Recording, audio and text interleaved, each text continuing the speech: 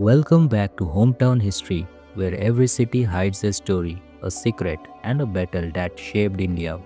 If you are new here, hit that subscribe button because today we dive into the mysterious origins of a city that has survived storms, wars, and empires.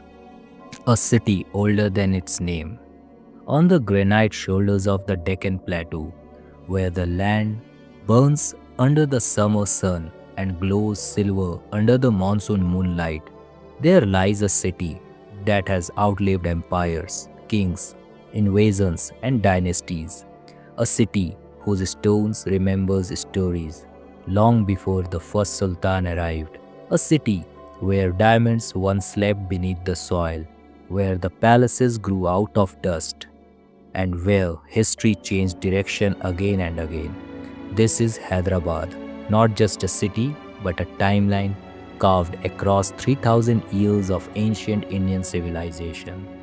Today, we travel deeper than ever before, through forgotten kingdoms, through palaces lost to time, through battles that rewrote the fate of the Deccan, through love, war, betrayal, and ambition.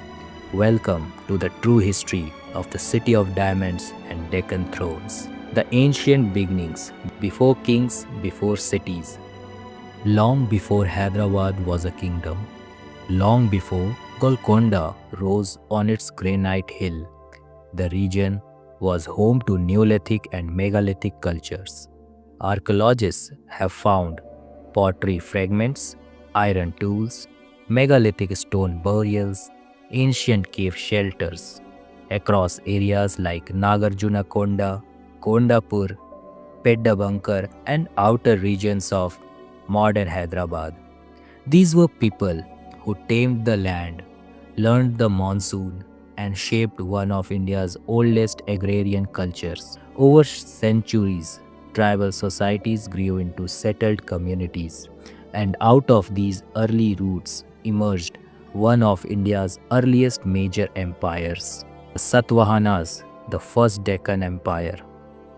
From 200 BC to 200 CE, the earliest great empire to shape this region was the Satvahana dynasty, also known as the Andhra Empire.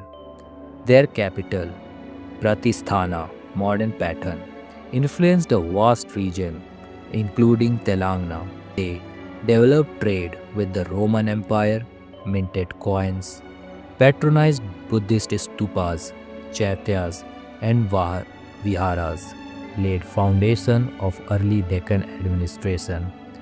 Sites like Nagarjuna Konda near Hyderabad became thriving Buddhist center. Under kings like Gautamiputra Satkarni, the Deccan became a powerful cultural and commercial zone. But no empire lasts forever. The Ikshvakus, Vishnukundins, and early Deccan dynasties. After the Satavahanas faded, new dynasties rose. The Ikshvakus from 200 to 300 CE. They were the patrons of Buddhism. Their sculptures and inscriptions appear across the region. Then came the Vishnukundins, 400 to 600 CE. They were the warrior kings who embraced Hindu temples and Sanskrit learning. Then came the early Eastern Chalukyas, 600 to 750 CE, who linked the Deccan culturally with the Tamil and the Kannada south. These centuries were not silent.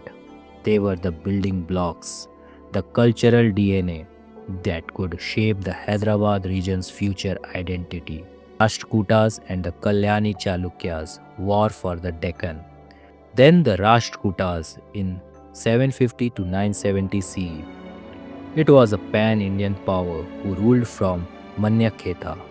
They controlled vast regions, including Telangana. They influenced temple architecture and script development. Then the Kalyani Chalukyas from 970 to 1200 CE. They were the rivals of the Cholas, warriors who turned the Deccan into a battlefield of empires. But among all these rulers, one dynasty transformed the region like no other. The Kakatiyas, the first true Telugu empire. The Kakatiyas, ruling from Warangal, left their fingerprints on everything around Hyderabad. Their achievements created advanced irrigation tanks like Pakkal Lake, built massive stone forts, spread Telugu as court language, established a unique Deccan architectural style. Then, their ruler, who was a king and a queen, Rudrama Devi, 1262 to 1289 CE, a queen who rode into the war dressed as a king, one of the few female monarchs in Indian history. Then came her son Pratap Rudra II, 1289 to 1323 CE, the last Kakatiya king. He resisted the Delhi Sultanate until the empire fell in 1323. With the fall of Warangal, the region entered chaos, and in chaos, new sultans rose. The Bahmani era, the Deccan divides. From 1347 to 1518 CE, the Deccan revolted against Delhi. The Bahmani Sultanate was born. For 170 years, Persian traditions, Sufism, Turkic military systems, Deccani music, Indo-Persian art, all blended into a rich culture that shaped modern Hyderabad. But rivalries, ethnic, political, and personal, shattered the Bahmani state. It broke into five sultanates: Bijapur, Bidar, Berar, Ahmednagar, and Golconda. The stage was set. The Qutb Shahis, Diamond Kings, Poet Kings. The Qutb Shahi dynasty from 1518 to 1687 CE transformed Hyderabad forever. Golconda Fort, a citadel of genius, acoustic walls that carried sound for kilometers, ingenious water systems, impenetrable gates, secret escape passages, the diamond mines. This region produced the world's most famous diamonds like the Kohinoor, Hope Diamond, Regent, Orlo, Darya Noor. The world's richest gems were born under Hyderabad's soil. Muhammad Quli Qutb Shah, the founder of Hyderabad in 1591 CE, he was a poet, a lover, a visionary. He built the magnificent Hyderabad city, the Charminar, Mecca Masjid, gardens, palaces, and markets. He blended Sanskrit, Telugu, Persian, and Arabic worlds into one cultural harmony. But power attracts fire, and the Mughal Empire wanted the Deccan. Mughal invasion, the fall of the Deccan. The Mughal invasion, the fall of the Golconda. In 1687, Aurangzeb launched one of the biggest invasions of his reign. Golconda held out for 8 months. Cannons roared, elephants charged, walls trembled, but the fort stood until a gatekeeper betrayed the city. The Mughal army poured inside. The last king, Tana Shah, was imprisoned. The Qutb Shahi dynasty ended, but Hyderabad's spirit survived. The Nizams, lords of the Deccan. In 1724, with the Mughal Empire collapsing, Mir Qamar Uddin Khan declared independence and founded Asaf Jahi dynasty. Under the Nizams, Hyderabad became a city of unimaginable wealth.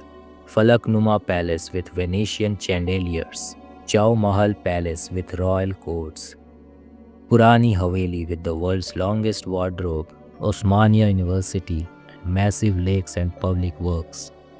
The seventh Nizam, Mir Osman Ali Khan, was one of the richest men alive with more wealth than kings of Europe.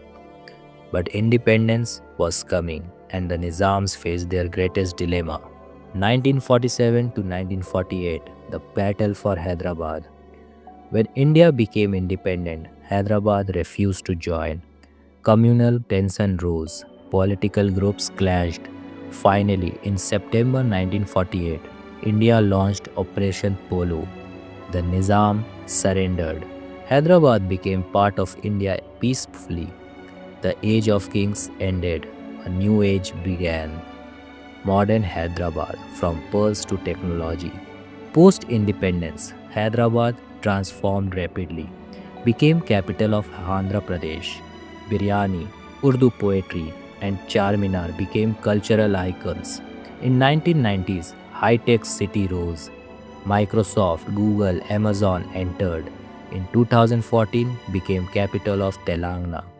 Today Hyderabad is a fusion of ancient palaces plus IT towers, pearls plus biotech, Charminar plus cyber towers, history plus future, a city forever alive, forever evolving, city that outlived time. Hyderabad is not just history, it is a heartbeat, a force, a tale written across 3000 years of courage, beauty, betrayal, and brilliance.